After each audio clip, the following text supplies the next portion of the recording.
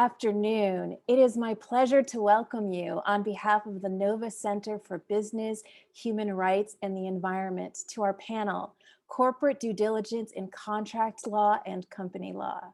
We have a wonderful lineup of distinguished guests, and we are thrilled that you are joining us today.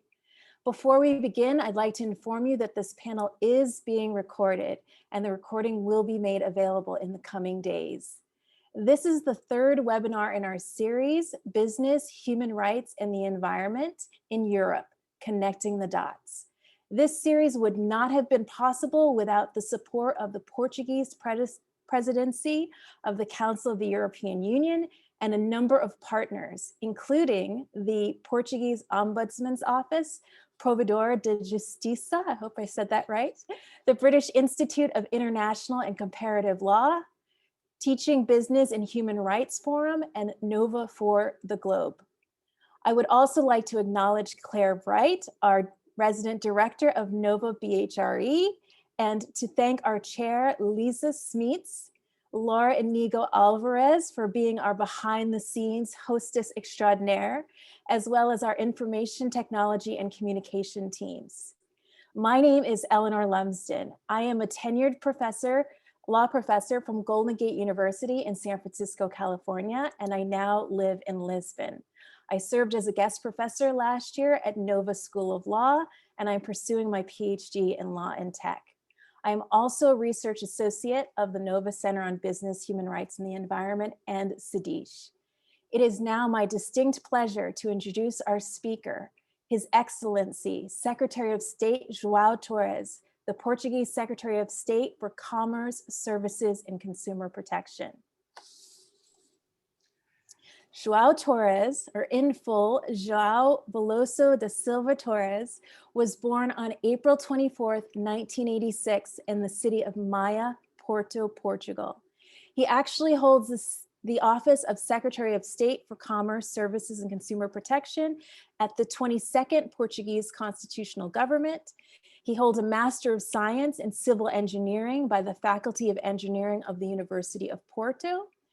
He was the Secretary of State for Consumer Protection at the 21st Portuguese Constitutional Government from November 2018 to November 2019. He was a Member of Parliament elected by the Electoral District of Porto from 2015 to 2018, with competencies in the Parliamentary Commissions of Environment, Territorial Planning, Decentralization, Local Power and Housing, Culture, Communication, Youth and Sports, Transparency. He was a leader of the Socialist Youth from 2012 to 2016 and Vice President of the Socialist Party Parliamentary Group from 2015 to 2018. It is a true honor to have him here with us today. Mr. Secretary of State, you have the floor.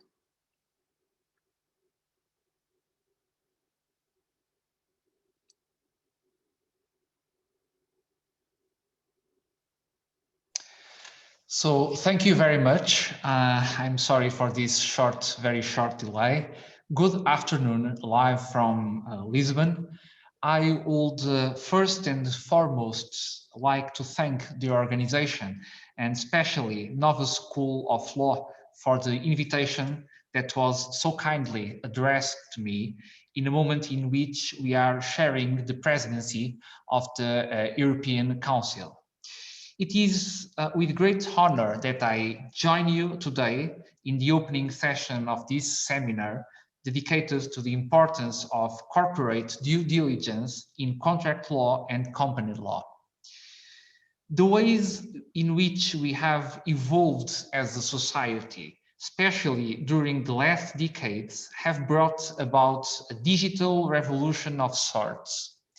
I think it is fair to say that nowadays it is easier for everyone to contact and keep in touch with one another and even with the rest of the world. This revolution has made us collectively aware, as nations and as individuals, of both the positive and negative impacts of entrepreneurial activity at home and abroad. This is especially true regarding the activity of multinational enterprises, which operates across the globe. As of today, we recognize that despite the progress achieved by decades of multilateralism and international cooperation regarding standards, regulations, and law enforcement, a lot of grey areas remain when it comes to the application of national legislation to multinational enterprises. Public recognition of these difficulties has risen in the last few years, accompanied by public awareness regarding inequality and social justice.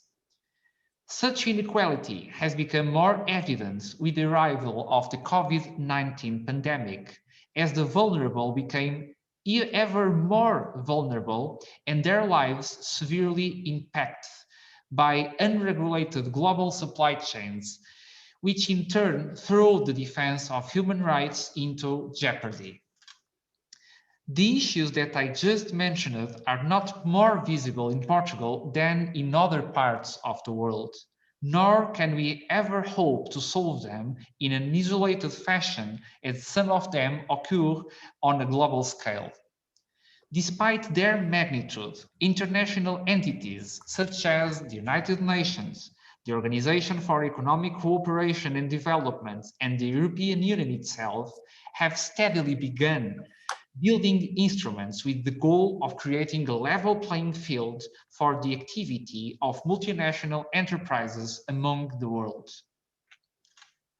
Here at home in Portugal, the Ministry for the Economy and Digital Transition is particularly aware of the challenges regarding these efforts as it plays the role of national contact point for the OECD guidelines regarding such matters.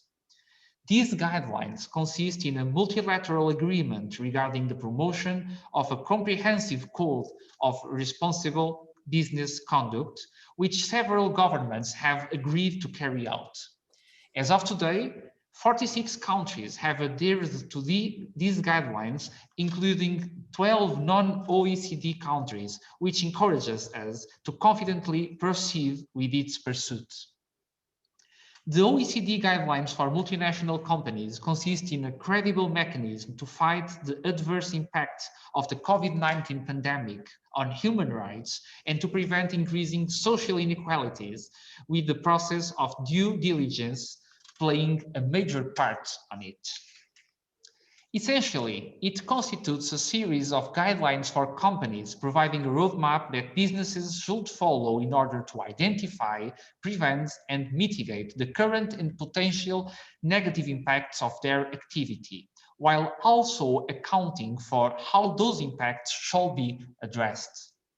This process comprises meaningful consultation with potentially affected groups and other relevant stakeholders in areas such as employment and industrial relations, human rights, environment, transparency, combating bribery and corruption, consumer protection, science and technology, competition, and taxation.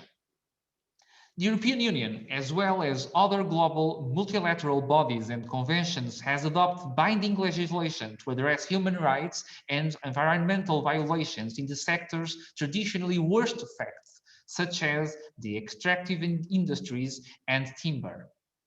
Here at home, the Portuguese Ministry for the Economy and the Digital Transition is also committed to have the United Nations guiding principles on business and human rights adopted by Portugal through the approval of the respective National Action Plan for Responsible Business Conduct and Human Rights, which shall include 3 initiatives related to responsible business conduct and due diligence, namely, conducting the construction and adoption of the Portuguese National Plan for the application of OECD guidelines for multinational enterprises activities, increasing awareness among companies with respect to the impact of identification, prevention, mitigation, and repair of negative impacts that their activity may cause through the publication of the Guide on Repair Mechanisms and the promotion of the OECD guidelines for multinational enterprises and due diligence processes. and also promoting the European and international guiding instruments in the fields of responsible business conduct and human rights, namely the OECD Guidelines for Multinational Enterprises, the OECD Convention on Combating Bribery of Foreign Public Officials in International Business Transactions, and the United Nations guiding principles on business and human rights and legal instruments in order to protect fundamental rights, such as EU anti-discrimination directives and European Convention on Human Rights. The great societal changes of our time, namely globalization, business internationalization, integration in global value chains, and sustainable development in all its dimensions are now converging towards the notion that companies must assume a role in the prevention of human rights and labor rights violations in their business activity. Due diligence shall become a vital instrument to improve decision-making within companies, as it prevents, mitigates, and, when necessary, helps to remedy the adverse impacts of business activity on society. In Portugal, we too shall take the necessary steps towards the ultimate goal of defending human rights. Throughout history, governments have been steadily moving towards protecting these very same rights. Thank you very much for the opportunity to participate in this seminar. And of course, you can count with us. You can count with the Portuguese government in order to work and to move forward about these so very important topics and issues. Thank you, Your Excellency, for your remarks. Now I would like to introduce Lise Smit, our chair. Lise Smit is a senior research fellow at the British Institute of International and Comparative Law. She has also worked as a practicing lawyer in South Africa. Lise, you have the floor. Thank you so much, Eleanor, and thank you, Mr. Secretary of State, for the helpful introduction and the overview. And thank you also to all of today's expert panelists on this important topic. Today, we look at questions around how a corporate duty to undertake due diligence for human rights and the environment relates to and interacts with company law and contract law. Before we start with the discussion, I will just very briefly introduce the speakers by their affiliations, and the links to their more detailed bios will be posted in the chat. Rachel Chambers is postdoctoral fellow at the Human Rights Institute of the University of Connecticut. Sarah Dadush is professor of law at Rutgers University. Stuart Neely is senior associate at Norton Rose Fulbright in London. Jaakko Salminen is assistant professor at the Copenhagen Business School. Beate Sjafjell is professor at the University of Oslo and led the SMART project on sustainable market actors for responsible trade. Stephen Turner is senior lecturer at the University of Essex School of Law, and Lécia Vicente is the Henry Plauchet Dart Endowed Professor at Louisiana State University. Thank you very much again for joining us today. I should also note that we are hoping to have some time for Q&A at the end, even if limited, so please do post any questions in the Q&A section, and we will see if there's any time to address them at the end, either verbally or in writing. To start off the discussion, Stephen, could you introduce the topic with some explanation as to the history and nature of company law? So what is company law? What is a company? And what is it in the development of company law itself that has led to impacts on human rights? Thank you very much, Lisa. Honourable Secretary of State, Senior Torres and colleagues. Firstly, I'd just like to thank the organisers, to Claire and Lisa, and the Nova Centre on Business and Human Rights and the Environment for the opportunity and the privilege to join in with this discussion. In introducing this topic, the history and the nature of companies, there are three key points that I would like to make. Firstly, the company as we know it is a legal construct that humans have designed, and it was designed to achieve certain purposes. The second is that the corporation that we know today, the core essence of the modern corporation, came about in the late 18th century, the late 1700s in the United States, and in the early 1800s in different countries of Europe. So that design is actually over 200 years old. The third point is that that basic design, that legal construct that was adopted at that time was comprised then, and is still comprised, of three key legal features. Those being separate legal personality, limited liability for shareholders, and duties that directors have to ensure that the decisions that they make are consistent with the company's best interests. And it's worth noting that this is important, that that model has been replicated with minor variations in just about every jurisdiction in the world. You could say that it is one of the most successful legal constructs of modern civilization. And yet, despite the incredible success and the benefits that are brought to society and communities from companies and businesses, companies have been directly or indirectly responsible for so much harm that has been done to communities, individuals, and the environment in many different ways. So why are these three factors and the historical development so important when we consider companies within the context of human rights and equally the environment? Well, to go to the first point, the fact that the company is a legal construct and was designed by our forebears 2 centuries ago means that ultimately that legal construct can be redesigned. There is absolutely no reason why it shouldn't be redesigned. If humans designed a robot that starts acting in an undesired manner, the robot gets redesigned and reprogrammed. There is technically no reason why the legal construct of the corporation cannot be redesigned. The second point is the fact that the design of the corporation is one that was made over 200 years ago, means that it was designed long before the contemporary challenges that the international community currently faces. And it wasn't designed with modern day usage in mind in terms of multinationals, extended international supply chains, parent-subsidiary relationships across jurisdictions, and the modern day stock markets with all of the implications that they bring. And the third point is that each of these three features of the legal construct of the corporation, as it was designed 200 years ago, each are separately and jointly responsible for contributing to negative impacts upon people's human rights and the environment. In other words, separate legal personality can have the effect of insulating companies within a group and also directors of companies from accountability for human rights and environmental violations. Limited liability similarly insulates shareholders from liability relating to human rights and environmental violations. And directors' duties inevitably place a responsibility on managers within companies to ensure that decisions protect the investments that have been made. And this tripartite legal construct can have the overall effect of steering decision-making of companies towards outcomes that are commercially successful, but which may not necessarily be positive outcomes for outside interests, such as those of individuals, communities, and the environment. So to sum up, there are question marks over anything that was designed 200 years ago when it comes to adequacy and capacity to meet contemporary international challenges. Therefore, we should not be surprised that this legal construct that emerged in the late 18th century now sometimes fails to match up in a number of different ways.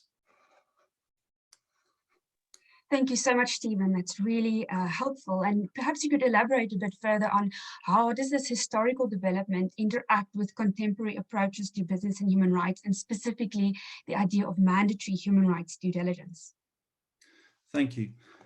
The historical development of the corporation, in other words, that legal construct that I've just mentioned, that has now been with us for over 200 years, arguably interacts directly with contemporary approaches to business and human rights.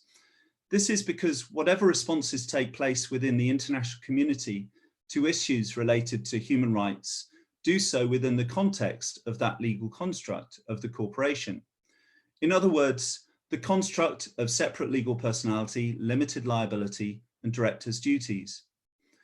And that is because that legal construct so powerfully and often so subtly steers corporate decision-making towards decisions that necessarily need to achieve commercial success, even if at times human interests and those of the environment take second place, or sometimes not being taken into account at all.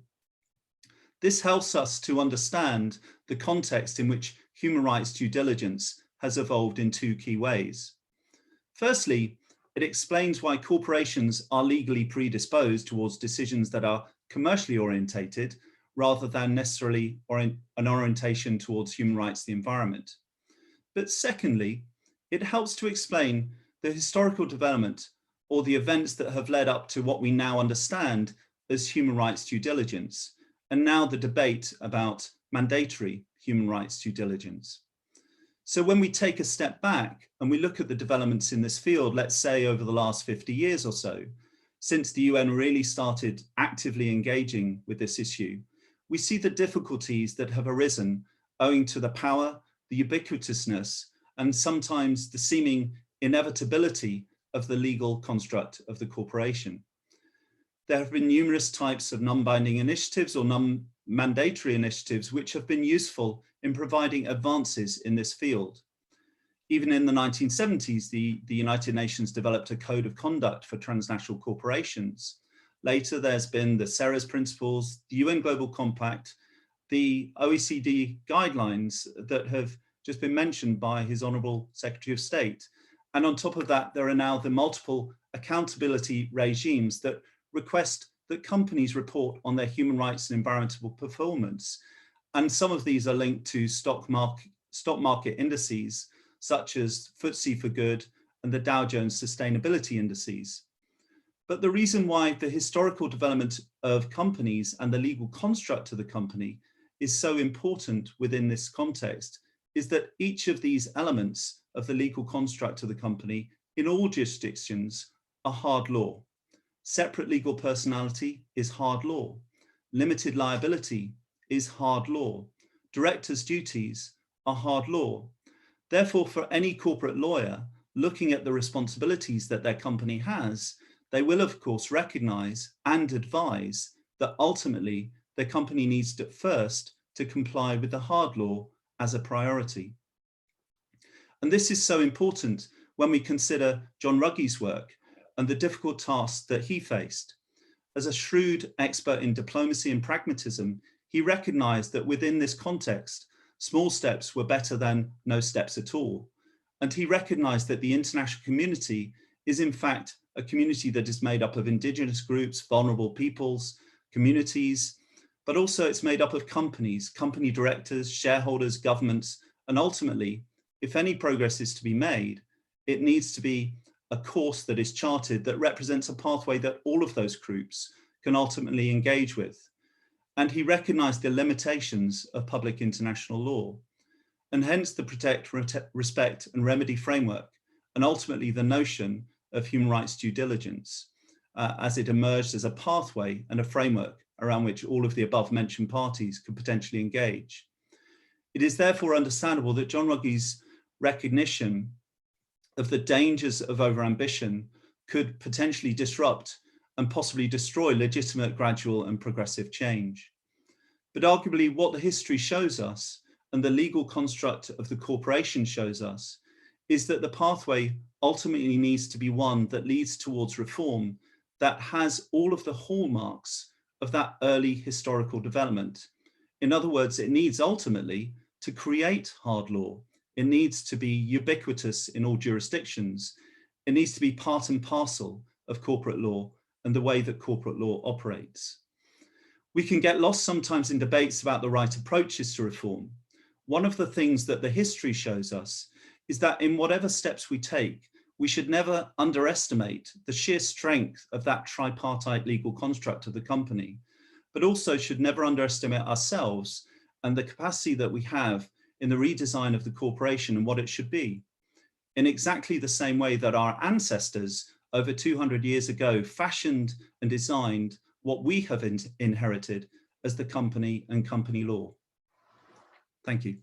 Thank you so much, Stephen. That was very insightful and informative. Beate, your work also focuses on some of these questions. Could you elaborate on the relationship between company law and corporate duty to undertake due diligence and what this would mean or could mean in legal terms? Yes, I will be happy to do that, and I also would like to thank very much the organizers and also the two previous speakers. It's really wonderful to follow my colleague Stephen Turner in this discussion, which, as he has outlined so very well, the basics of this. So what I think is a core issue here, as Stephen also touched upon, is the role of corporate law and the core role of the corporate board. In my opinion, any true improvement in this area needs to directly and explicitly include the role of the corporate board. Otherwise, we risk ending up, as we have seen, for example, with the EU's initiative, the so-called non-financial reporting directive, which was not clear enough on what must be done, which wasn't hard law, company law in a clear enough way. We then do not manage to close the gap between what boards see as their duty and what the company is asked to do. And with that, I mean that in spite of company law itself not mandating that companies should be governed in a way that undermines the possibilities for sustainable future, that exploits people and destroys the environment. This is what is happening today. And one of the reasons that is happening is that the very strong social norm of shareholder primacy, which I use as a short form for a range of complex interactions between economic incentives and financial market expectations of companies, that social norm has become so strong that it has become a legal myth, so that many think that companies are the property of shareholders and that the duty of the board is to maximize returns for the shareholders. And with that kind of emphasis, naturally any possibility for externalizing the responsibility for impacts on society and on the environment is then not seen as something that the board should include in its decision making. And as long as that social norm is left unchallenged, any kind of norm sets around the company, any expectations of what they should report on, any kind of standards or guidelines or principles, which increasingly and more strongly are arguing that the company should internalize the interests of society and environment. These will then clash against this very strong social norm of shareholder primacy guiding the board in what it should concentrate on. So there's this gap, which is also why much of reporting, whatever it's called, whether it's called CSR reporting or non-financial reporting or sustainability reporting, has been left to a great extent to the PR departments in big companies. So to really close that gap, we need to include the role of the corporate board. And as Stephen so well phrased it also, it has to be in terms of hard law. We have to show that sustainability is as important as financial governance of the company, that we take people and the environment as seriously as we for centuries have been taking the way that the company is governed in the strict financial sense. And to do that, sustainability due diligence, mandatory rules on sustainability due diligence are key for the governance, including risk management for the company itself and for society. And it is crucial that it is sustainability due diligence. There is naturally with the framing of this event emphasis on human rights due diligence, and we have a lot to thank the UN guiding principles and what Professor Ruggie did there to have brought this really onto the agenda. But protection of human rights and securing company respect for human rights has will have limited effect if we don't also work more broadly to secure sustainability. So that we have to find out how to secure the social foundations for humanity now and for the future within planetary boundaries, within the limits of our planet. And these are interconnected issues. It's not possible to pick out one part to say, let's mitigate climate change first and then look at biodiversity and water and land use, and also it's not possible to say let's protect human rights first and then protect the very basis of our existence. So it has to be sustainability due diligence. It has to be mandatory sustainability due diligence as hardcore company law to secure a level playing field for businesses that are trying to contribute to the transition to sustainability, and legal certainty for all involved and for those affected within and outside of the company. Because what companies meet today is a very fragmented picture of some sector-based rules on due diligence, some reporting requirements, some societal expectations and guidelines and principles in various forms, which give a very messy picture to a company that is trying to navigate in this area, and it actually makes it irrational for one company to do a full due diligence and be open about what they find, because they will then look worse than their competitors that are greenwashing or blue washing or SDG washing. So for all of these reasons, we need sustainability due diligence as a key part of the corporate board's duty to ensure that the company creates sustainable value within the limits of our planet. Thank you so much, Beate. Really helpful. And you have touched upon this, but perhaps you could, in terms of the need for both the corporate duty and directors' duties, but perhaps you could also just elaborate a bit on and explain the difference between a corporate duty and directors' duties, and also how they relate to one another in this context. Yes, thank you. I'm happy to do that.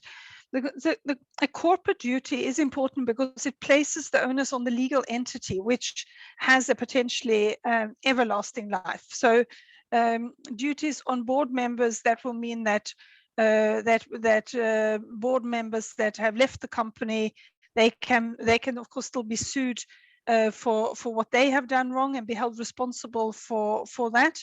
But to really ensure that the onus is placed on the company, with possibilities then making it easier also to have both public and private enforcement in various ways, it needs to be a corporate duty. But having it just as a corporate duty has very strong limitations, both because we don't then manage to close this gap, as mentioned, between what companies are expected to do and even mandated to do, and what corporate boards and by extension senior management see as their duty to do, how to govern the company. So for that reason, and to really operationalize this and to give legal certainty to those on boards and in senior management, this should also be a very clearly spelled out duty for the corporate board, so that the corporate board has, as it has with all other important aspects of how to govern a company, that it has the duty to ensure that this is put into place. And it should also be a part of a well thought through a legal reform, so that it's not just, we don't just place a duty for sustainability due diligence into the duties of the board without any context. What I would like to see is that it is spelled out explicitly for the board, both that its duty is to promote the interest of the company, which is company law across all jurisdictions, but because of this very strong social norm of shareholder primacy, which has developed into this myth that board members are agents for the shareholders as principals and should maximize their returns, it would actually be a valuable clarification to put into company law, which it has in some jurisdictions, but in many not, that the duty is to promote the interest of the company. And I would like to see that then further spelled out that it is done in a way that secures, that creates sustainable value within planetary boundaries, and then explaining that means setting out a strategy for the company, including the whole business of the company, including, of course, global value chains, assessing the business model of the company. What is the company making money on, and how what does that look like assessed in light of a goal of a sustainable value creation within planetary boundaries, and then setting out sustainability due diligence as a clearly spelled out important mechanism for the board to be able to do its job. This is also important because, as I see it from my work now over the last 10-15 years, analyzing the regulatory framework for business and finance and their contribution or not, as the case often has been, to sustainability.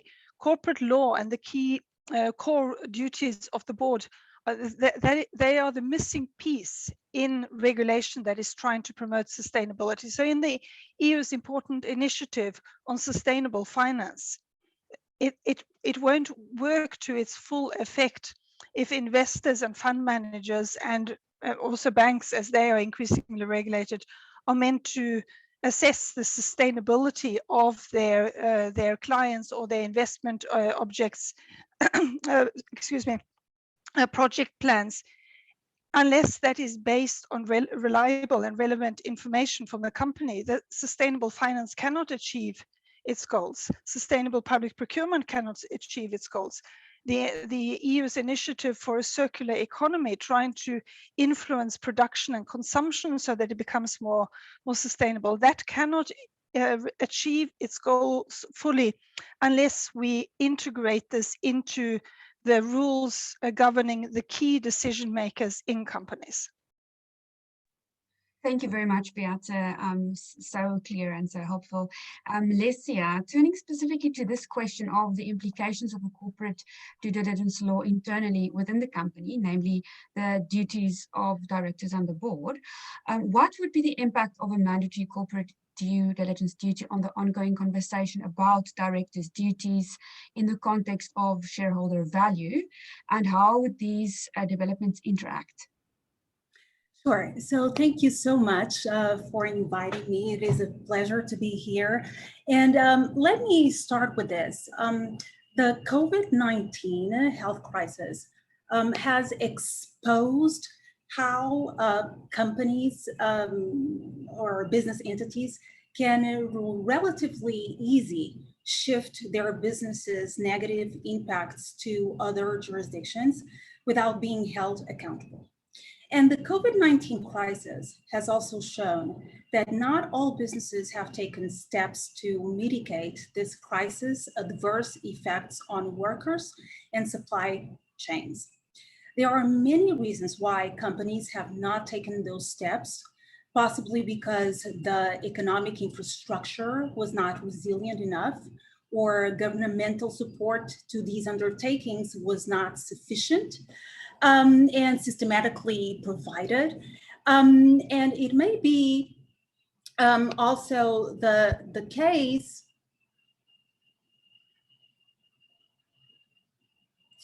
and I'm sorry, I'm having a technical issue at this point. Lisa, what I will ask you is to move forward, and I'll respond to your question after this technical. Absolutely, Lécia. Thank you so much. I'll come back to you in a few minutes. Perhaps, Rachel, we could turn to you now. The topic of the enforcement of a corporate due diligence duty. Could you elaborate on this idea of the separate corporate personality or corporate veil, which Stephen has and Beate have already referred to, and how this has affected victims' attempts to seek remedies directly against companies that they alleged had harmed them, and how could a statutory duty, a due diligence duty or remedy, help to overcome these barriers? Thank you. And echoing my co-panelists, thanks also to our hosts today. I think what I have to say follows on very nicely, particularly from what you teed up, Stephen. So thank you so much. So corporate groups obviously as Stephen mentioned, made up of numerous separately incorporated enterprises connected through links of stock ownership, contract, or loose or more informal ties. And these enterprises include obviously the parent company or lead company within supply chains, subsidiaries, associate companies of many kinds, affiliates, supply chain contractors, subcontractors, joint ventures, and other business partners of similar identity. But as Stephen mentioned, each enterprise is, in accordance with corporate law principle of separate corporate personality, legally distinct, meaning that in law, for the most part, the law does not treat the corporate group as a single entity. But in practice, as we all know, to varying degrees, parent or lead companies exercise influence and control over the activities of their affiliate companies in the group, allowing them to pursue group-wide strategies and function essentially as a whole. So the corporate law principles of separate personality and limited liability go hand in hand. And turning to limited liability, again, as Stephen mentioned, obviously as shareholders investing in a limited liability company is only in principle liable for the value of the shares owned in the company. So this has great significance in corporate groups and where the connection between the companies is one of equity ownership of shares. The ability of parent or lead companies to exert influence and control across the corporate group while retaining legal separation from the entities that make up the rest of the group makes corporate groups, and in particular multinational enterprises, uniquely able to deal with and take advantage of the economic and regulatory reality of the globalized world in which they operate. For example, it allows parent companies to structure their liability risk by undercapitalizing their foreign affiliates that might be targets for claims due to the risky to people, risky to planet nature of their activities that they undertake, while at the same time, obviously, reaping the economic benefits of these activities. When harm eventuates, victims' attempts to seek remedies directly against companies are met with a significant hurdle of establishing the parent or lead company's liability for harm that has ostensibly occurred through the actions of the subsidiary or supplier, typically. So there are many cases. The one I've chosen to mention briefly is AAA against Unilever in the UK courts. 218 claimants from Kenyan nationals attempted to bring a mass tort litigation claim against Unilever PLC and its Kenyan subsidiary, the owner of a tea plantation in Kenya, where the claimants worked and where they suffered severe ethnic violence at the hands of third parties. The claimants argued that their claims necessarily concerned Unilever PLC, the parent company in London, because they alleged it was responsible for ensuring that the Kenyan subsidiary had adequate management systems in place in the circumstances of the riots that occurred and the ethnic violence. In response, Unilever PLC predictably sought to hide behind separate corporate personality and limited liability in its defense of the claims. And this case reached the Court of Appeal in England, which ultimately declined jurisdiction in England on the basis that Unilever's corporate structure was sufficient defense, and that there was insufficient evidence that Unilever PLC was responsible for the alleged failings of its Kenyan subsidiary. So the court focused on the fact that although the parent company had policies in place to address the risks in question, so these risks concerning ethnic violence, that these were high-level parent company generic documents, which left the specifics to be established at local level by the subsidiaries. So just to quote quickly from the solicitor, Daniel Leader at Lee Day in London, he said this was the biggest risk to the largest concentration of Unilever workers anywhere in the world. But nonetheless, as I said, the claim was unsuccessful. So how could a statutory duty or remedy help to overcome these hurdles? Mandatory human rights and environmental due diligence requires companies to identify and map their human rights risks using tools such as saliency from the UN Guiding Principles to identify where the biggest risks to human rights and the environment lie. This means that parent companies are no longer in a position to try and distance themselves from their global affiliates in order to avoid liability.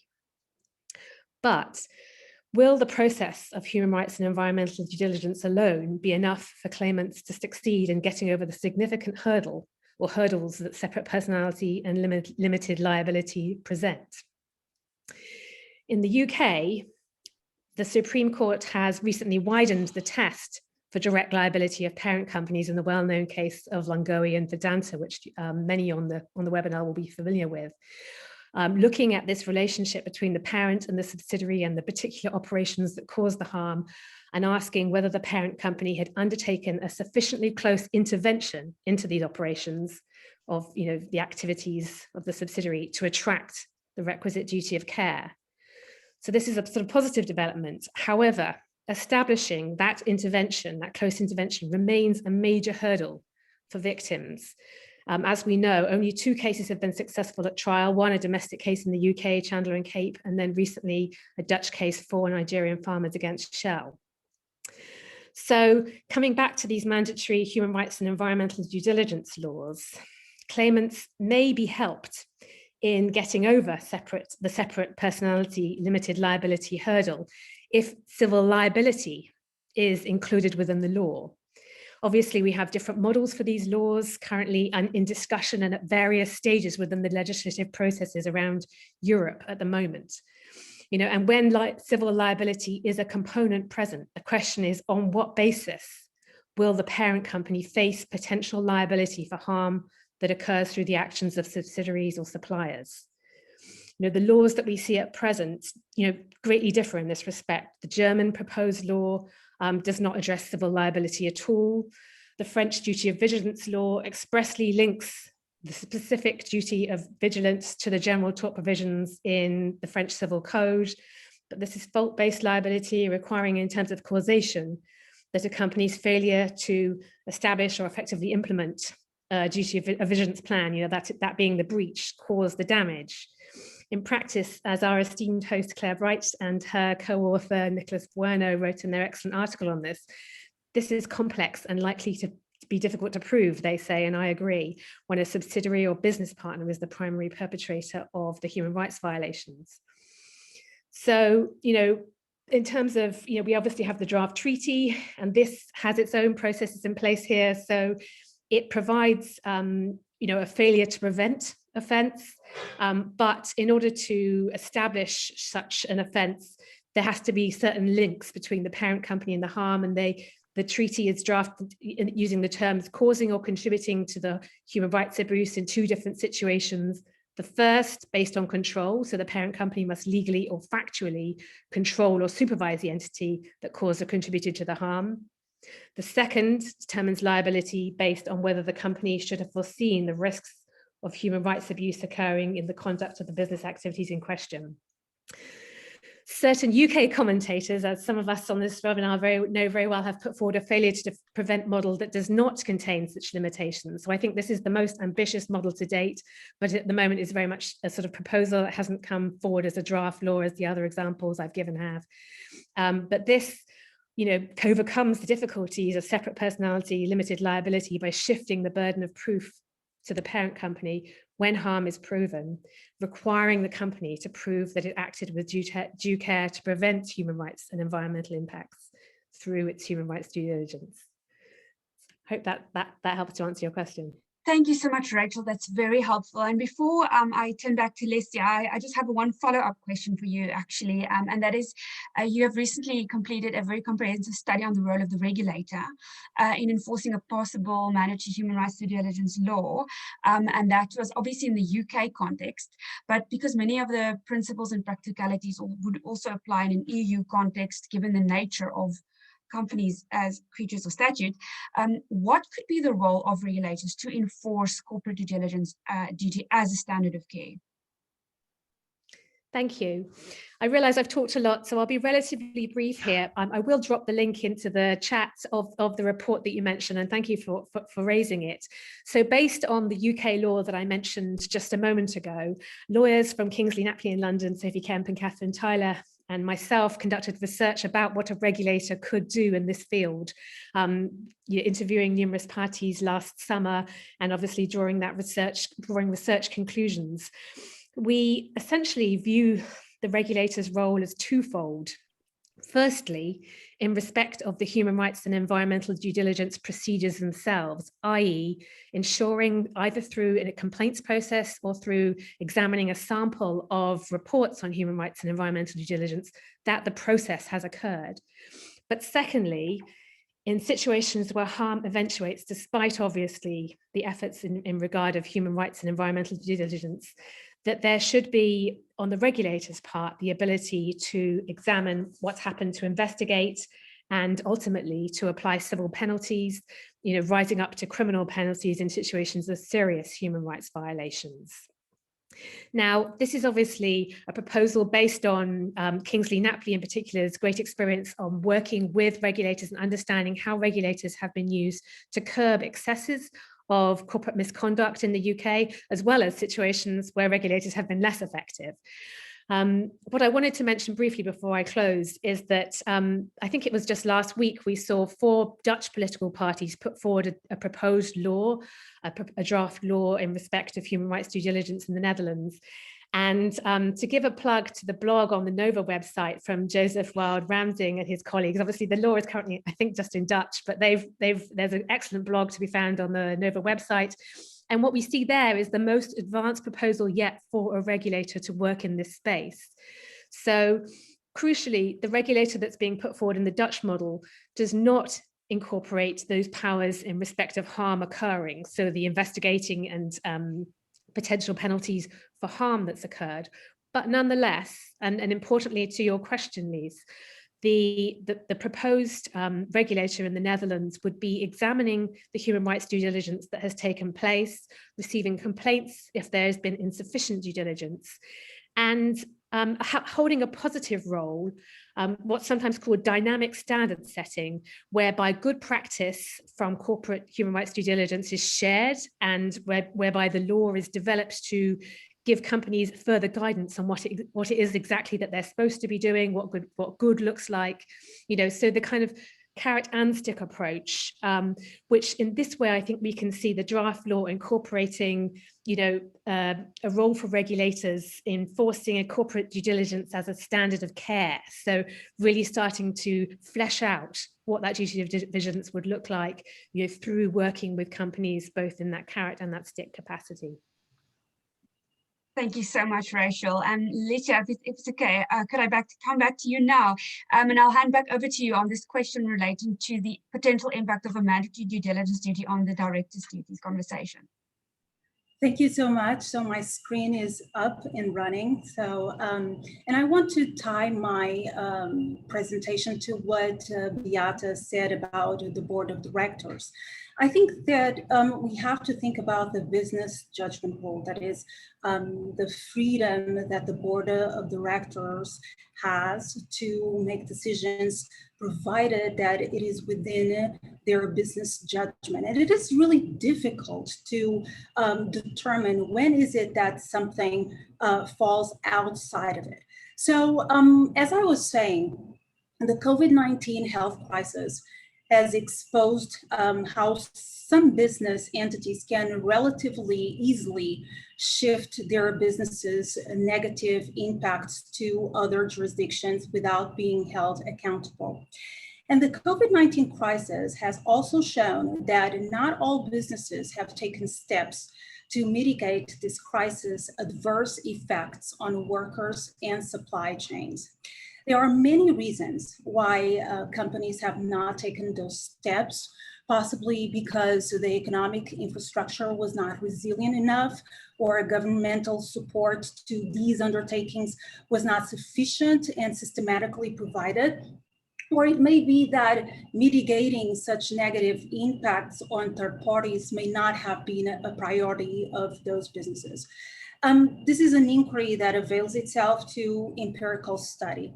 And in this context, I do think that the disproportionate impact that business activities have on particular stakeholders, such as women, when in many cases they are working moms, heads of households, community organizers, quietly filling in the gaps that states are not able to fill.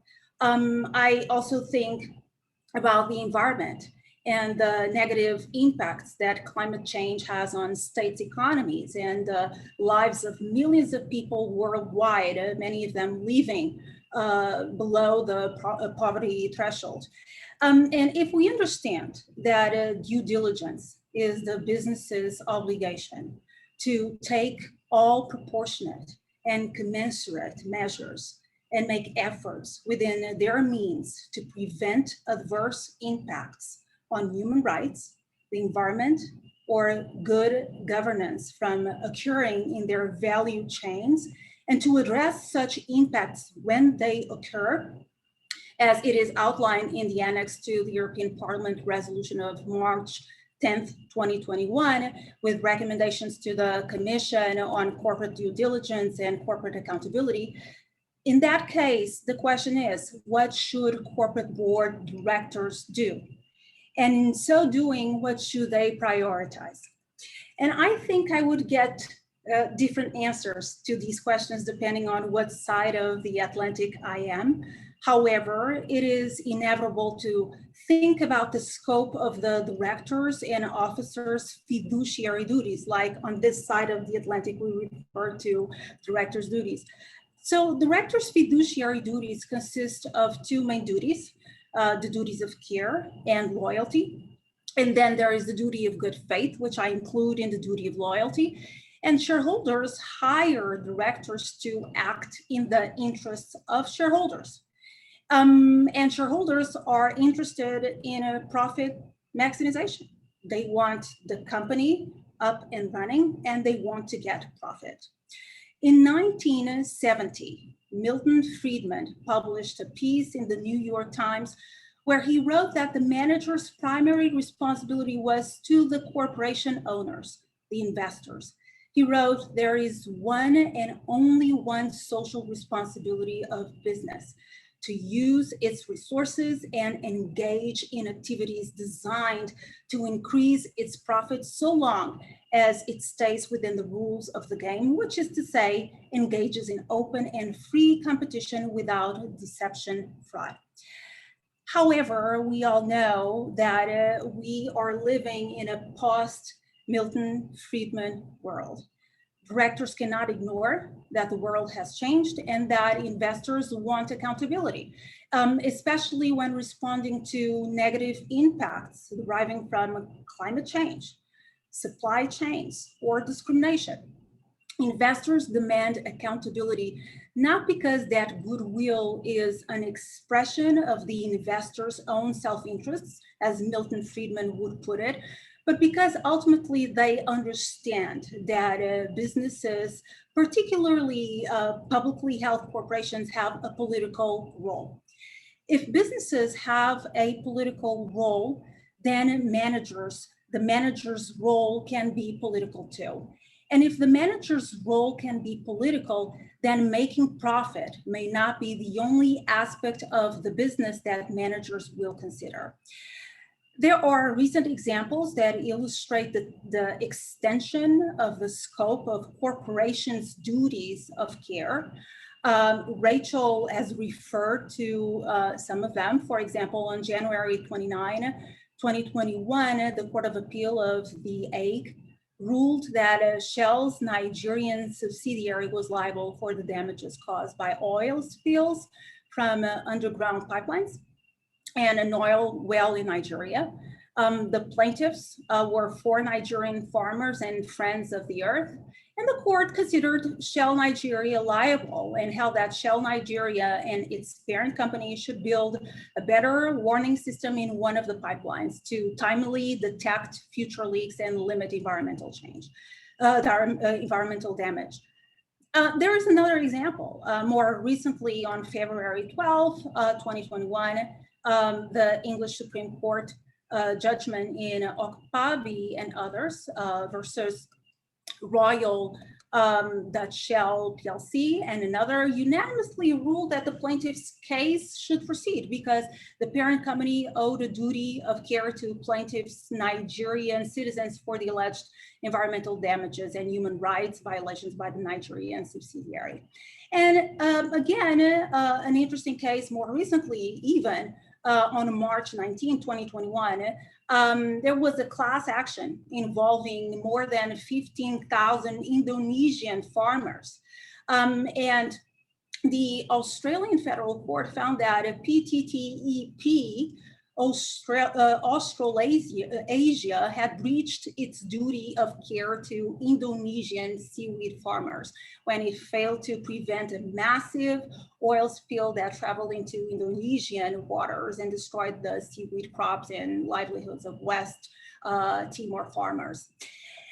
Well, although these cases raise questions in the area of tort liability in different jurisdictions, the extension of the parent's company duty of care to third parties makes me think whether the director's duties of care should be extended to. It makes me think about how boards of directors should seriously adopt due diligence strategies and take all reasonable steps to prevent harm, not only to shareholders, but also stakeholders. And obviously, this makes me think about how the director's duties can be contractually designed. Thank you so much, Lécia. That's really helpful and informative. And actually following on from there, bringing also in the topic of contract law, which we'll turn to in a minute. How can contract law design affect the scope of these directors' duties? Thank you for that question. And I apply a contractual approach to business entities, and I tend to look at them from the viewpoint of contract law. I understand that optimizing shareholder value means paying attention to the new social values that claim a more inclusive economy. And I also think that the better corporate officers and directors respond to new economic, environmental, and social challenges and values, the bigger the shareholders' return will be. Now, corporate law has a significant transformative role and has a significant role to play in this context in adapting new social values. And in practical terms, I am thinking about the contractual design of the corporation's constitutional documents, such as bylaws that define the business entity's contractual framework and delineate the director's duties. And then there is a question related to the multiple expressions of ownership in the business controlled by contract. Who substantially or de facto owns the corporation when the corporation's contractual framework significantly extends managers' control powers. So this is something I am looking at and is the object of my recent research project, which I hope will produce conclusive answers in the long run. Thank you so much, Lécia, and we'll turn again to the topic of contract law in a second. But first, staying with this topic of directors' duties and company law, Stuart, speaking from your experience and practice, what would be the implications of a corporate due diligence duty as a legal standard of care on both company law and directors' duties in practice? And how is such a new duty likely to interact with existing legal duties and practices? Thank you for the question, Lise, and thank you very much to Nova and the other panelists. I'm delighted to be involved in this session. So I think before I start talking about duties, corporate and director, I'd start there, Lise, by asking the question, well, what do we mean by a legal standard of care? Because I think that informs where we go from there. So my understanding, my view of legal standard of care is that it's a context-specific standard, but nonetheless an objective one. And it imparts a standard of sufficiency, such that depending on the business's operating context and the potential for human rights impacts, that will dictate the extent of the human rights due diligence which is required. And that really reflects the approach taken in the UN Guiding Principles, particularly Guiding Principle 17. So in other words, in order to be meeting the legal standard of care, there needs to be objectively sufficient procedures in place which are actually implemented to mitigate the risk or the harm that you're trying to mitigate. That having been said, if there were a corporate duty to conduct human rights due diligence in the manner which is envisaged by the proposals at the EU level and also in the countries in Europe which have been mentioned, that would engage the director's duties to act with, amongst other things, reasonable care, skill, and diligence, as well as to act in the best interest of the company. Now, that varies from jurisdiction to jurisdiction. But in the UK, there is the enlightened shareholder value approach, which is set out in section 172 of the UK Companies Act, which states that directors must act in the best interest of the company for the benefit of the members as a whole, but having regard to other stakeholders, including the community, employees, and the environment, indeed, as well as the company's reputation. In addition to that, there is also a requirement on directors in the UK to act with reasonable care, skill, and diligence. And although that is actually categorized not as a fiduciary duty, directors clearly are subject to the two fiduciary duties of care and loyalty, which Lécia mentioned. If the business, which is subject to the corporate duty to conduct mandatory human rights due diligence, fails to comply with that law, and therefore doesn't conduct human rights due diligence, which meets that objective standard, which I was talking about, that legal standard of care, those directors' duties are engaged because non-compliance with the law exposes the company itself to risks.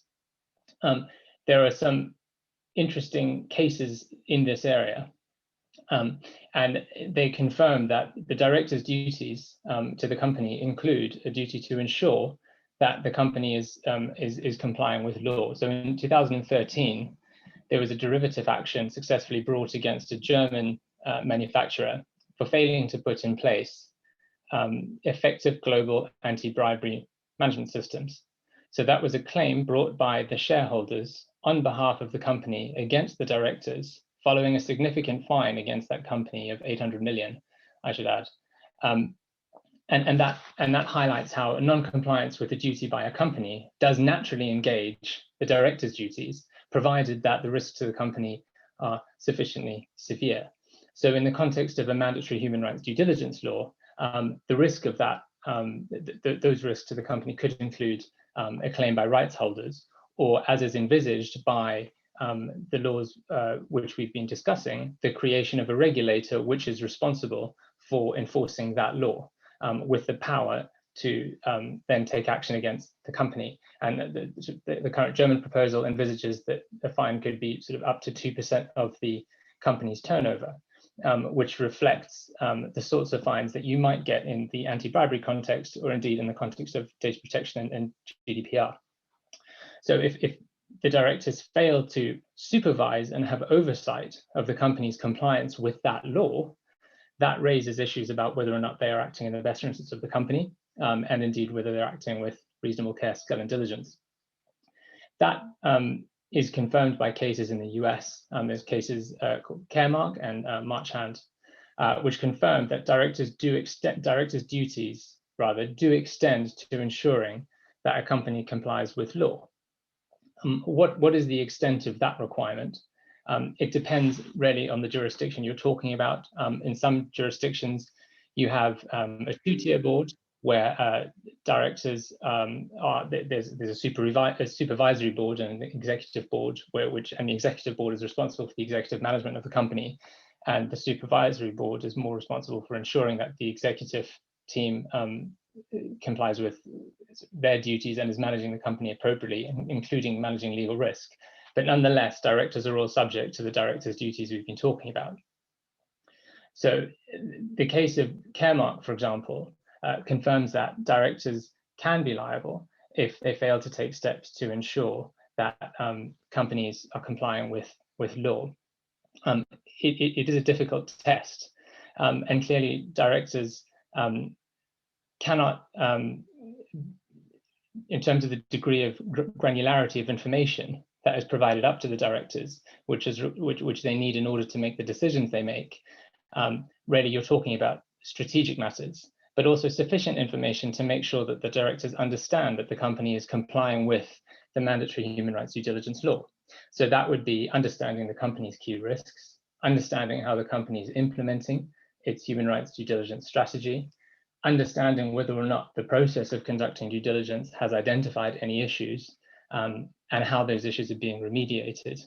If no issues have been identified through the human rights due diligence process, is that right? And why not? Should the human rights due diligence process have been identifying issues which require remediation? And if such issues haven't been identified, what does that say about the human rights due diligence process?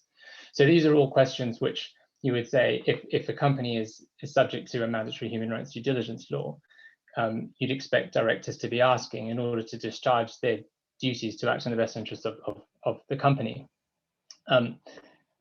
Ultimately, that sort of begs the question whether or not there is any need to tinker with, I think in John Ruggie's words, directors' duties in this area, and whether or not it's sufficient to rely on legislation which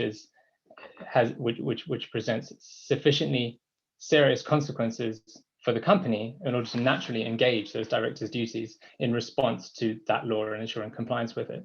And I would just make three comments on that. The first is recognizing challenges around jurisdiction, which Rachel has eloquently touched upon. In the normal course of events, the company will ordinarily be the better defendant because it has the deeper pockets than directors. It's not necessarily in the best interest of, say, rights holders to pursue directors just from a sheer strategic perspective in terms of the resources they may have available to them. Secondly, and I think for me this is quite an important point, there are other ways of ensuring personal responsibility and culpability which don't involve altering the approach to directors' duties. A good example of that would be the Dutch Child Due Diligence Act, which requires companies, or will require companies when it becomes effective, to nominate an individual to serve as the designated officer to ensure compliance with the law. Now that reflects, for example, the anti-money laundering regime, where, say, financial institutions are required to put in place reasonable measures to ensure compliance with anti-money laundering requirements, and that requires the anti-money laundering system. And part of that involves the designation of a money laundering officer. Similarly, in the UK, there is the financial services regime, which requires the designation of senior managers who have personal responsibilities to ensure compliance. And so that, I think, highlights how it is perfectly possible to ensure that there is that level of personal accountability without necessarily changing the way that directors' duties are constructed. Finally, in the instance where directors are sort of personally involved in, say, adverse human rights impacts, there are existing means of holding those individuals accountable, whether it's as joint tortfeasors with the company, or if they're involved in a human rights issue which rises to the level of a criminal offence.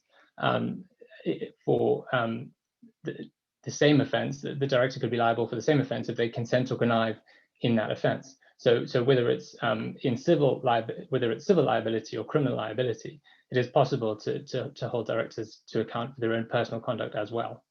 But I'll park it there. Thank you. Thank you so much, Stuart. It's really helpful. Now I'll come back to you in a second. Let's turn now the focus to contract law within this context. Many studies, including the study for the European Commission, found that contractual clauses are still the most utilized tool for supply chain due diligence. However, there's also evidence that contractual clauses often undermine human rights in practice. So Jaakko, could you elaborate on the status quo of contracts in the value chain within this context? Thank you, Lisa. It's a pleasure to be here. I've really enjoyed the previous presentations, such as Stephen's on the corporation and Rachel's on corporate groups. And of course, the other means for organizing production apart from making a corporation is by sourcing via contracts, sourcing from other actors via contracts. And to elaborate a bit on this, I might just show 1 or 2 slides. I suppose I can share my screen very briefly. See if this works. Can you see this? Good. So here's, I guess, a picture of what Rachel was talking about, a multinational corporation. The example is from Richard Meeran's article, Tort Litigation Against Multinational Corporations for Violation of Human Rights. So the idea here is that you have the parent company, RTZ Corporation Limited, at the top of the screen, and then you have the various tiers of subsidiaries of the parent corporation there. And typically, the parent corporation has full equity ownership of many of the subsidiaries, and if not, then you see a percentage between the lines linking the different companies. So that would then imply the percentage of equity that a particular company owns in another one. And of course, these kinds of pictures are something that the parent company has at hand always. They know exactly the structure of the corporate group. Whereas from the outside, it may be very difficult to discern how the corporate group is organized in many cases, who controls what, who owns what. And as we know, corporate parent companies and corporate groups have various means of controlling or guiding their subsidiaries, never mind the principle that each of these companies is supposedly an independent company. And from there comes the idea of limited liability. So multinational corporations, equity ownership, groups of companies. Rachel was talking about our troubles still in conceptualizing these creatures from the perspective of law. But then, if we take the other picture I have here, it looks a bit similar in the beginning. It's twisted, it's standing on its head for the first thing. So at the bottom, you have a company, and above it, you have different tiers of suppliers. And these relationships are not organized through equity ownership, they're rather organized through contractual relationships.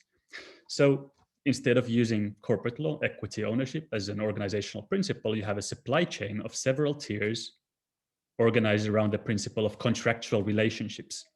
And I would really love to enter into a historical discussion of contract law in our respective jurisdictions. I mean, it has a similar history as Stephen was talking about in relation to corporations. There's a very particular idea of how contract has shaped into a mechanism for limiting liability into the relationship of the parties. We talk about the privity of contract. So a contract basically has effects, or is seen to have effects, to the parties. And from that perspective, this kind of a picture as we have here, a contractually organized value chain where the lead firm, Eurocar at the bottom, sees what the other actors are doing, sees their cost structures, sees how they're transporting goods to one another, should not exist. And from a legal perspective, it very nearly does not exist, because we have some level of teaching in relation to corporate groups, but these kinds of structures are not spoken about, to my knowledge, in most of the law schools around the world in very much detail. So we can say that corporate groups are very established as legal concepts in relation to contractual supply chains. From a governance perspective, I would argue, at least from a big corporation's perspective, there's very little difference in how well they can govern, whether they're organized under corporate law principles of equity ownership or whether they're organized under contractual relationships. So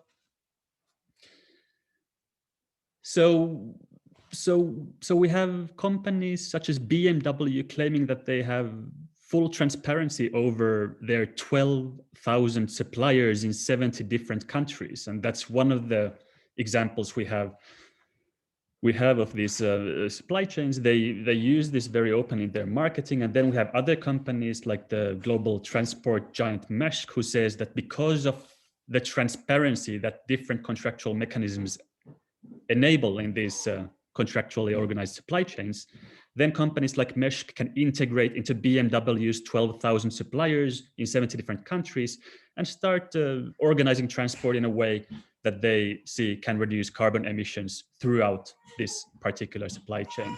And we have companies like Maersk making outright claims about this in their commercial videos. They say that because of transparency, into these operations, they can make a contract with BMW to reduce CO2 emissions. And I guess this is just to start this topic and to say that from my perspective, there's very little difference from the company's perspective, from a governance perspective, whether we're dealing with either or form of organization. But from a practical perspective, of course, there is a very big difference. So if we talk about corporate reporting, for example, so we have corporate group reporting as something of an established standard. But if we talk about supply chain reporting, then, well, there are some organizations that try to establish, for example, ways of reporting CO2 emissions in corporate supply chains, and not only within the corporate group.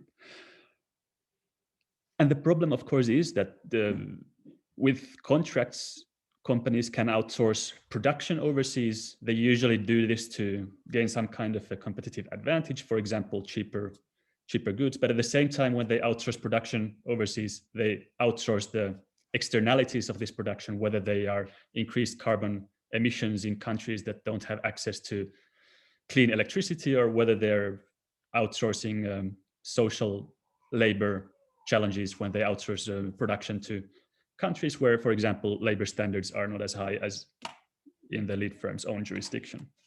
Now,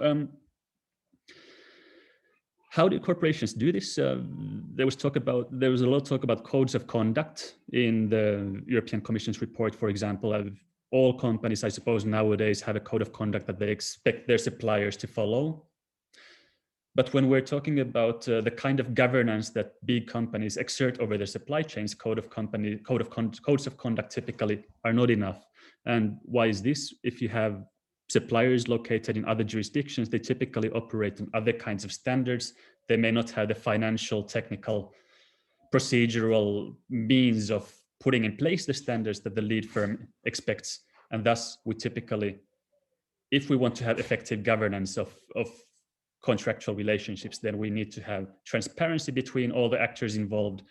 The lead firm needs to know what the suppliers are capable of, the different tiers of suppliers are capable of, and they need to be able to then, once they know what the problems are, to tackle those problems together with the different tiers of suppliers. And we have some prominent examples of these kinds of governance mechanisms that are publicly available. The Accord on Fire and Building Safety in Bangladesh is of course one. So yes, so we have the problem of contractual organization, and many of the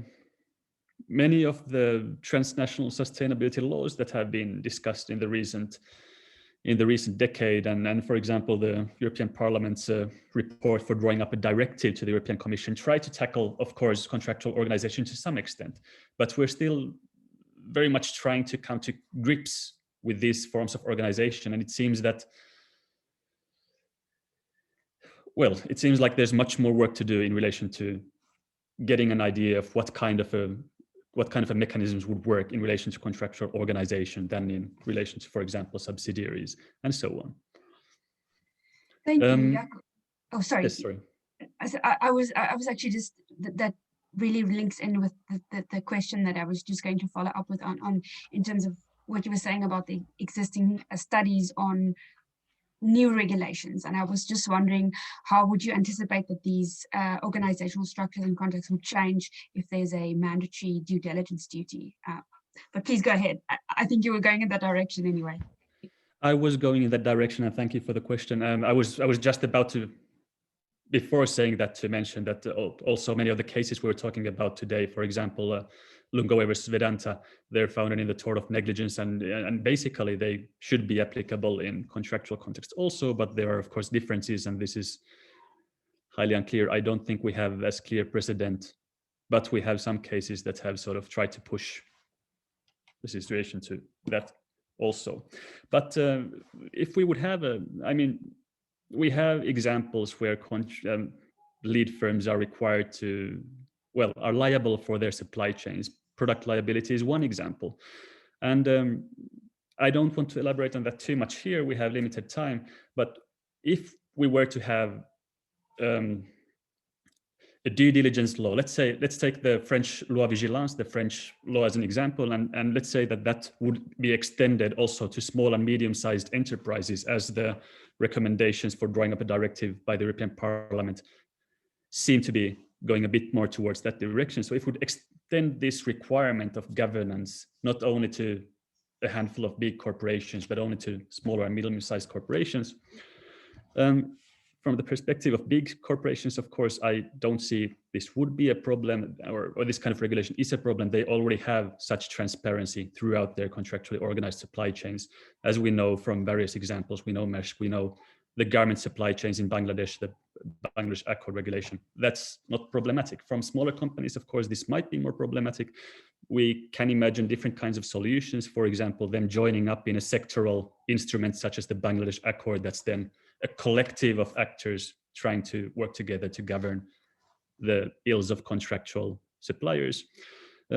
Other aspirations would, of course, be that actors would source locally in the same jurisdiction where regulations are the same to other actors. And if this were not possible, then they would emphasize the relationship with their external suppliers and build stable foundations with them, through transparency, through knowledge transfer, and so on, to ensure that different kinds of externalities are taken care of. For example, I would argue that many of the Swedish companies have good skills and knowledge to help also their suppliers wherever in the world they're located to develop their resource use capabilities. Of course, there are other problems in the room, and one of the things that we should be taking into account also from the contractual perspective is that in many situations today, consumers located in the common market can source directly from platforms located overseas. For example, Supply Compass or Alibaba. They can totally avoid using established suppliers, established companies in the EU. So somehow, whatever approach we take to regulating value chains, we will need to also account for consumers' actions that surpass even SMEs, surpass big companies, and go directly to extraterritorially located platforms. So there are lots of problems in relation to this, but I think there are also answers, and I think I've spoken enough now, but yes. Thank you so much. It's really, like you say, a lot of questions and very insightful thoughts there. A lot to think about as we go forward as well. Before I turn to Sarah, I just wanted to flag there are some questions in the Q&A section. I'm not sure how much time we'll have, if any, for a verbal session at the end. So please, there are some questions there, Beate and Rachel, to you address specifically. If you could have a look maybe to address them in writing, that would be great. But otherwise, we will see what we can do towards the end. So Sarah, you've undertaken work for the business law section of the American Bar Association on model contracts for the implementation of the UNGPs and corporate human rights due diligence. Could you elaborate on some of the elements of these model clauses and the considerations behind them?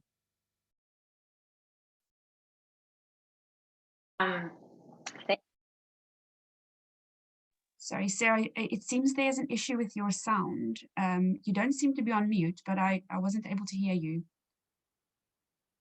Is there perhaps, are you using some headphones that could be? Yep. There's better. Can you hear me now? Okay. Okay, sorry, I just need to adjust a little bit because now I'm hearing you through here. Yes. Okay, can you say something, Lise? Sorry. Yes, we can hear you perfectly, in case that helps you. Great. Okay, sorry. Thank you so much for having me. It's a real privilege to be here, and especially in this incredibly, wise company. I've learned already so much from everybody's presentations. Yes, so we've been working on this project as part of a working group formed under the auspices of the ABA's, the American Bar Association's business law section. And in terms of the background considerations, they pick up a lot where Jaakko pointed us, which is starting from the observation that, a great many firms, especially consumer-facing firms, have human rights policies, codes of conduct on their websites and also even on their corporate governance books, but they don't seem to do very much work for human rights in supply chains. They don't seem to do enough beyond sort of sitting there on these websites and books to actually improve the human rights performance of contractual relationships along the supply chain and of the supply chain generally. So the original conception of the model contract clauses, which we refer to as the MCCs, was to take the company's human rights policies and codes of conduct and operationalize them contractually, right? At every stage of the buyer-supplier relationship to bring these policies to life and effectively to try and find a way contractually to treat product quality on par with production process quality. So we're so used to seeing, contract breaches revolving around, well, you didn't produce these jeans in the right fabric or the right dimensions.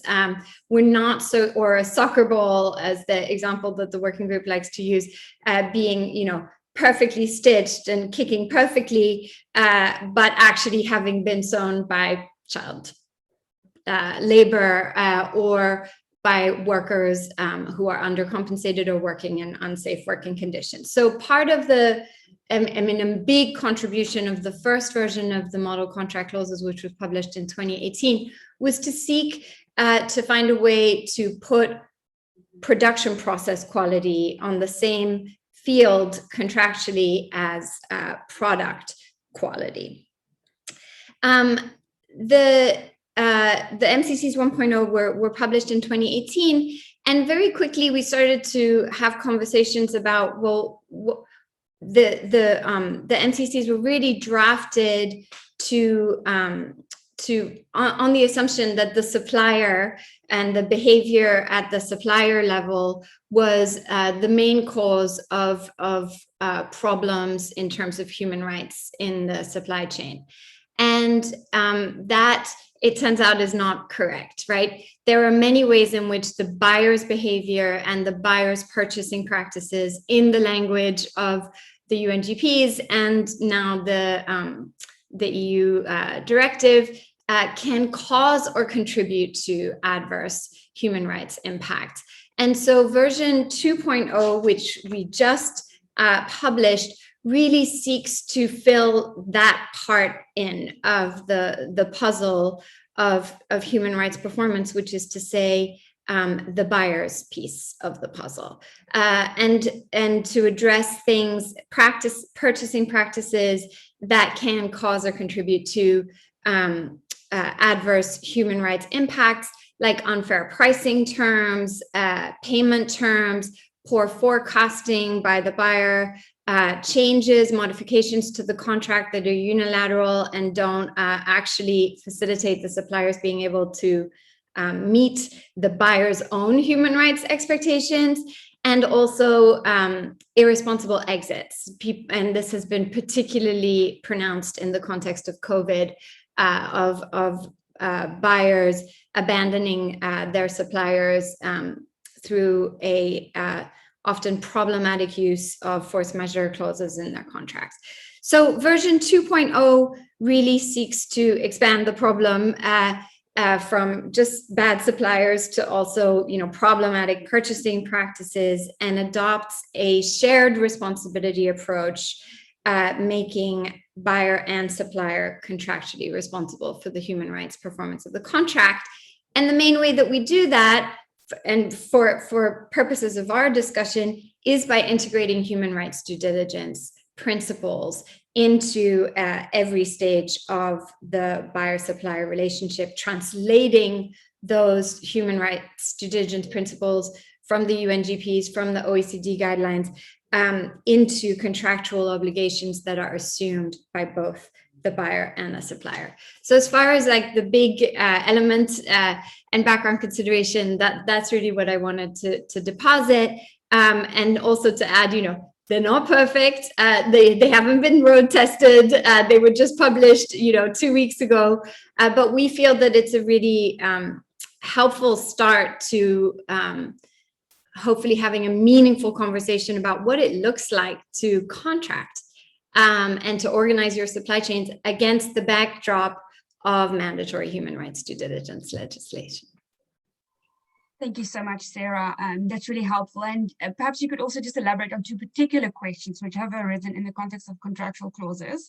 Firstly, how can they facilitate remedy for victims insofar as victims are unlikely to ever be parties to these contracts? And then secondly, when considering the application of model clauses, how does one introduce flexibility so that there's not a one-size-fits-all or a tick box approach, but how can companies ensure that their own contractual clauses are specific enough to their circumstances without taking too much of a cut and paste approach? Yeah, thank you for that. I might just start with the second part of the question because it's just a little easier to field. So the MCCs are designed to apply to actors operating in any industry. But they are not, you don't have to adopt all of them. You can, buyers or suppliers, indeed either party can use them and can sort of pick and choose and between the model contract clauses, and they are also designed to be modular. So we offer in the text of the model contract clauses some possible variations that the parties may find useful. So the idea is that the parties can pick and choose and select and adapt also the model contract clauses to best suit their industry specific needs, to best suit their own human rights exposure, to best suit their own institutional human rights objectives. And one of our hopes is that in examining, which model contract clauses to take on, that the parties will do a sort of introspection, right? An institutional introspection that could very easily be a part of their due diligence strategy to select and adapt the clauses in a meaningful way to their needs, so that it's not just a tick box, it's actually an alive part of the institution's commitment to human rights. And on the first part of your question about remedy, this is a very important piece of the MCCs for us and our discussions. So as you said, contracts are only between, supply contracts would have only the buyer and the supplier as the parties, and typical contracts would be protective only of those parties, only of those two parties. And so when there is a breach, the consequence would be that damages, usually money damages or any kind of remedies, would only flow between those two parties. And that usually does the trick, but it does not do the trick in these cases where the breach is actually about human rights, right? Or the breach actually harms workers or their communities. So we were very concerned about the model contract clauses creating a situation where potentially one of the parties could even benefit financially from a human rights harm. So that is something that we were particularly conscious of. And so what we have tried to do is to place remediation at the front, human rights remediation at front and center of the contractual response to a human rights related breach. And there's several ways that we've done that. One is to have a clause that lays out an operational level grievance mechanism, a requirement for the supplier to have an operational level grievance mechanism in place. And we've elaborated it to involve a lot of participation by stakeholders. And the other is that we have laid out a clause that talks about drafting and implementing a remediation plan. And the workers have to be involved in the conceptualization of that remediation plan, and also in assessing when, in fact, the plan has been successfully or completely implemented. And the buyer has to contribute to the funding and the implementation of the plan to the extent that it is responsible for the adverse impact that occurred. So, and the last place that workers, I mean, there are two other places where the workers, of course, are involved. One is we have a human rights due diligence clause, which requires engagement continuous with stakeholders. And the last is that we also have arbitration dispute settlement mechanism provided for in the MCCs, which as well contemplates participation by stakeholders, affected stakeholders. Thank you so much, Sarah. There's quite a lot there as well. Very helpful. Thank you. Before I go back to Stuart for my final question, I just wanted to flag again the Q&A. Thank you so much to Beate and Rachel for answering some of the questions, and Lécia as well. There's now a question, Sarah, for you as well.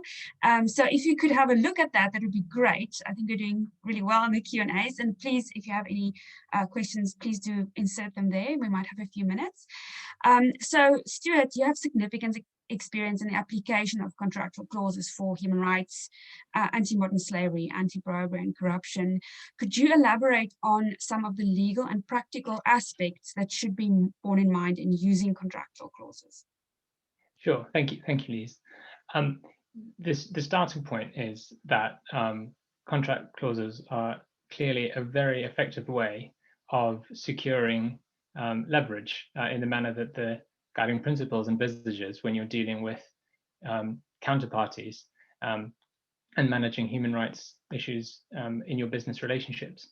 But those contract clauses cannot exist just on paper, and that applies across the board, whether you're talking about bribery or money laundering or human rights. From a prosecutor's perspective, if I was to say pick up on the anti-bribery scenario, just because it highlights the point very well, if you have a paper program, so you have anti-bribery policies and procedures, which are not applied in practice, that will actually increase the likelihood that you will get prosecuted. So that is reflected, for example, in the Serious Fraud Officer's guidance, because it effectively shows that you knew what you should have been doing and you didn't do it. And a very similar principle applies when it comes to clauses, including in this human rights context. If you have a clause which gives you audit rights and gives you monitoring rights, but then you don't exercise those rights, you could well be in a worse position than you would have been in had that clause not actually been entered into, because in a way it shows what you should have been doing, and that may be something that claimants would level against the company in a claim. What is interesting on that note is just this month there was a court case in the English Court of Appeal where the Lord Justice Coulson gave some commentary on contract clauses, which I found very interesting. So by way of a bit of background, the case concerned a claim brought by the widow of a shipbreaker from Bangladesh who died when he fell to his death whilst working on a ship. The claim was brought by the widow against the shipbreaker. The shipbreaker had negotiated a contract, the shipbroker. The shipbroker had negotiated a contract with an intermediary buyer who then sold the ship, which had come to its end of life, to the Bangladeshi shipyard, and that's where the worker sadly died. The argument made by the claimant, his widow, was that there was an arguable duty, there was a duty of care based on the idea that the shipbroker had created the source of the danger by negotiating the agreement, which resulted in the ship ending up in Bangladesh. And that argument rests on the contention that all parties knew that the ship would end up in Bangladesh, where the conditions around breaking up these ships are incredibly dangerous and present a number of health and safety and environmental risks. There were on the arguments, alternative places where the ship could have been broken up more safely, but at greater cost. So, for example, in China, where the conditions around breaking up a ship of this size are better. The court has allowed the claim to proceed. It was a strikeout application, so it doesn't establish anything on the merits. But it is interesting that the court said that there was this arguable creation of a duty on the basis of creating the source of the danger, which is a little bit different to the parent company liability cases that we've all been talking about, which rest on whether or not a parent company has assumed a duty to the claimants. In this case, the duty arises from creating the source of danger. In his commentary, which was not strictly part of the key judgment, so it was only interesting commentary. It's an interesting reflection on contractual clauses. Lord Justice Coulson noted that the agreement selling the ship to the intermediate buyer, who then sold it onto the Bangladesh shipyard, had a clause in it, clause 22, which said that the ship would be sold to a shipyard where it would be broken up safely. And it would only be sold to a shipyard where it could be broken up safely. On the claimant's argument, everyone knew that this ship would be sent to Bangladesh where it would not be broken up safely. And there were two reasons for that. One was the price. The contract negotiated suggested it would end up in Bangladesh. And the second was the amount of fuel in the ship, which suggested that it would be traveling that far. The judge said, ultimately, if you're asking the question, which the defendant was, what more could we have done to prevent this happening? The judge's answer was, well, you could have made payment for the sale of the ship contingent on proof of safe delivery to a different shipbreaking yard, which was safer. And I think he specifically highlighted the point that if the contract obligation only exists on paper, then that will not protect you from liability if you know that those contractual obligations cannot be or won't be enforced. And I think that principle applies to contract clauses writ large. You have to actually use the leverage that these contract clauses afford you. A similar example arose in the context of data protection. So the Schrems II case, which came out last year, where the European Court of Justice considered whether or not standard contract clauses could be used as a basis for transferring personal data to non-EU states, and whether that would protect the company doing that transferring from liability under GDPR. The answer is it depends. It may well be sufficient, but there may need to be appropriate safeguards in addition to contract clauses, and that would be responsive to the risks, which requires due diligence, and that is entirely in keeping with what is envisaged by the UN guiding principles, i.e. you cannot take a tick box approach to human rights. And this issue about contract clauses fits very neatly within that. If you are going to get leverage, which you should do, then you need to be prepared to use it. Thank you so much, Stuart. This has been really insightful. I see we have addressed actually quite a few of the questions in the chats. Thank you so much for that. And because we have only a few minutes left, I was wondering whether our speakers went first, Stephen and Beate, whether you have any further thoughts on responding, or if any other speakers, Lécia went early on, have anything to add, or indeed any of the other speakers in the last few minutes. Please, if you put up your hand, I can hand over the floor to you. Yes, thank you, Beate. Yes, thank you very much for this opportunity. It's been so interesting to sit and listen to all the different perspectives. It's such a rich group of speakers. And there was at some point quite a lot of discussion about the limitations of holding board members liable. So, for example, Lécia referred to the business judgment rule. And of course, it is completely true that the business judgment rule protects board members for being held liable, that the courts don't go in and second guess their business judgments. But I don't think that necessarily is an argument against setting out clear rules for what what the boards are meant to do and meant to ensure that the company does, or that is done throughout the business of the company, because a violation of a clearly set out rule would not be protected by the business judgment rule. So if the law spells out clearly that the board must oversee that a sustainability due diligence is carried out, and it's also enforceable. We have also suggested in the SMART project that there should be external verification of the process being carried out. There should be auditing of the reporting based on this. Any identified lack of legal compliance throughout the global value chain should be rectified. Of course, and for all the other sustainability issues, that an ambitious continuous improvement plan should be drawn up, and this should also be reported on annually. So such a process would give, or mandating such a process would give clear rules, and the lack of following up on those wouldn't be protected by business judgment, because it's not a business judgment to do what is clearly set out. Business judgment rule is meant to protect very naturally the boards against second guessing in retrospect of actual business judgment. And the same is with the discussion about holding the board members liable, and as Stuart mentioned, they can be held liable also in other ways.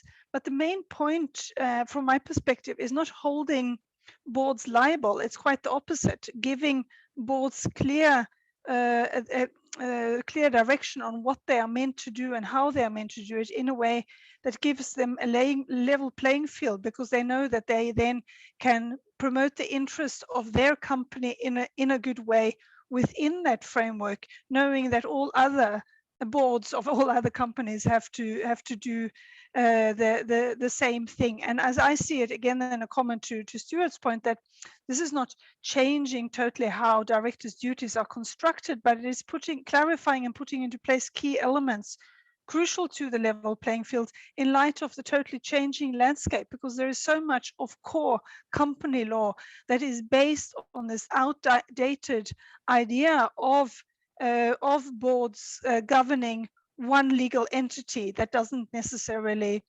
and not seeing the reality, as also Jaakko has described, of one legal entity governing this whole complex business universe, not only of subsidiaries and suppliers, but also through various platforms and that.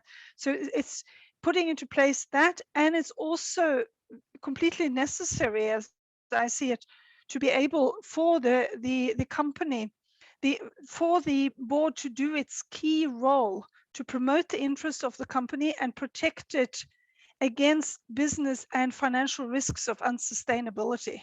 So liability for board members, it's going to happen anyway.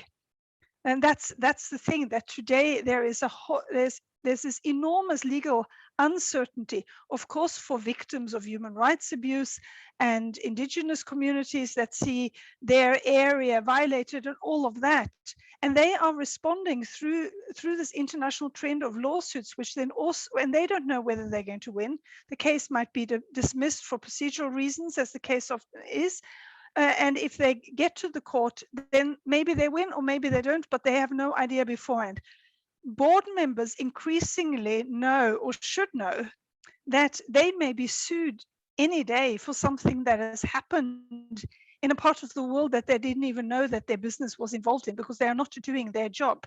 So this is about setting into place rules so that boards properly can do their core duty, however you wants to frame it, even if one wants to think of it as in a shareholder value perspective of promoting the interest of the shareholders through securing profit for company. Even in that perspective, the risks of unsustainability brings this directly home into the core, very core of the duties of the board, and we don't have a good legal infrastructure for that today. And that's what I think we need to put into place. Of course, also to secure a sustainable future and everything, but from a core company law and corporate governance perspective, it's needed as well.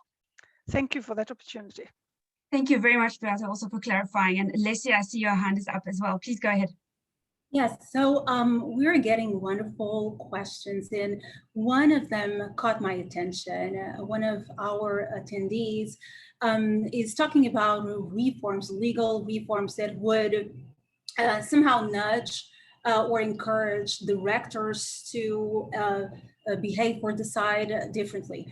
Well, for me, I think this is a question of incentives, because board of directors, in particular, their members, the directors themselves, they react or they act based on the incentives they have. I don't know if we can talk about executive compensation or whatever is going to be the profit of the company, but incentives is a major thing. And so I wonder how many board members, how many directors would want to be directors if they knew that they would be punished severely for making decisions based on what they feel is their technical knowledge. So I think that if we're talking about legal reforms, one thing of creating incentives could be to think about default rules, right? That are rules that the parties can contract around easily. And I wonder if designing them in a specific way could actually create an incentive for our incorporators, for the shareholders and so on, pressure the board of directors and the directors to go in a certain direction. Another thing that our attendee is referring to is to somehow expand the purpose of the derivative lawsuit. This lawsuit through which a shareholder tries to files a lawsuit, an action to protect the corporation. Well, this is an interesting idea, I think.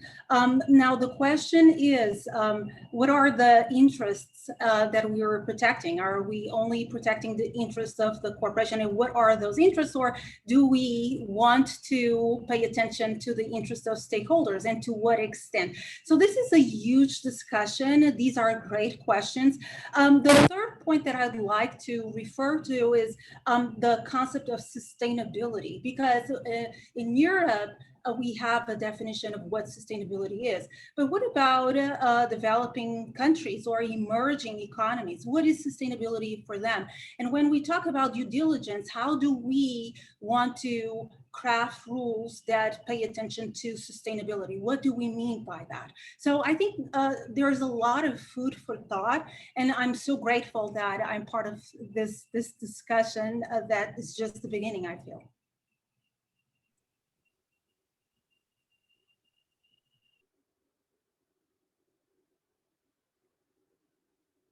I think Lisa's might have some small issues with her internet, so I'm just going to take over and just hand the floor now to Eleanor. Okay, Eleanor. Thank you. Great, thank you.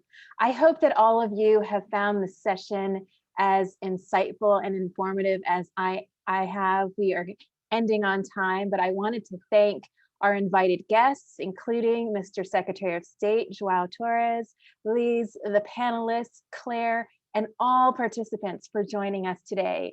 Please be sure to join us for the next episode in the series, which will be held on Thursday, the 22nd of April, as usual, between 2 and 4 p.m. Lisbon time. The topic is corporate due diligence and the Green New Deal. Finally, before you go, if you enjoyed today's panel, we would invite you to follow Nova BHRE on social media and to sign up for our newsletter. Laura has already posted the link in the chat. Thank you, Laura. It has been an honor and a pleasure. Farewell, best regards, and until next time.